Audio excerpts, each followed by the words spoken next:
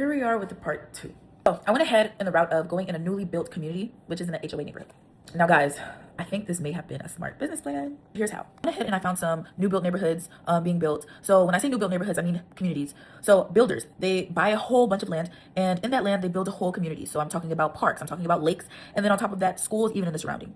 And they just built a whole bunch of homes that are 2-story, homes that are 1-story, homes that range from 3 bedrooms, homes that range from 4, 5, 6 bedrooms even, and they just built.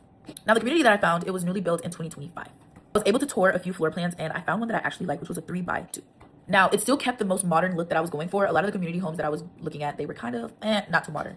So I thought to myself, this is the perfect home that I'm looking for. So because I was actually dealing with the builders myself, I was able to get a lot of incentives. And what do I mean by this? I was able to get a lot of good deals. In this good deal, I was able to get the house down to $15,000 from the original asking price. I was able to get the builder to cover my entire closing costs, which would have cost me around $14,000. I was able to get them to buy down the rate of the house from, by I believe 1.5%. I was able to get them to buy down, and as you know, that is amazing. So, I was debating on whether I should do an FHA loan or a conventional loan. At first, I was leaning more towards conventional loan because I do have, a good credit score, and I was planning at the time to put down a reasonable amount of down payment.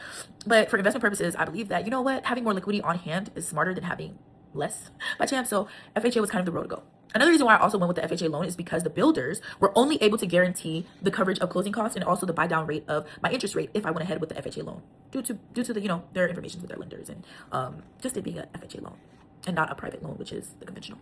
So moral of the story, I went ahead with the FHA loan. I was able to get all of my closing costs covered. I was able to get all appliances and any upgrades on the house free included in the package. Well, nothing's always free, guys, but I was able to get it included without paying any extra. I got my quartz countertop, I got my refrigerator, my microwave, my dishwasher disposal, my washer, my dryer, my security alarm system, and a lot of more other packages that came with the house, like a sprinkler system, and I think I'm forgetting something, but it was a lot. So overall, I was very satisfied with what they could offer me in our negotiation. And not to mention, I brought down the price 15 grand lower. So to me, that's a win.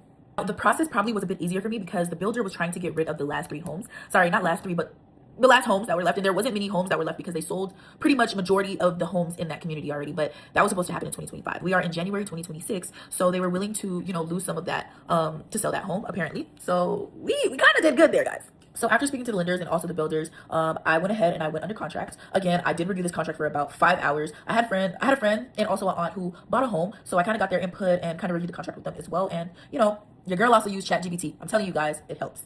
Yeah, guys, after reviewing the contract, there was kind of no red flags for me. I would say probably the HOA, it being a community and having that HOA there, of course, would be restrictions on Airbnb. So I kind of decided we're not going to Airbnb this property, but we will rent it out in the future, which is a win. Now, I have this amazing deal on the table. I went ahead and signed the contract, so your girl is now under contract.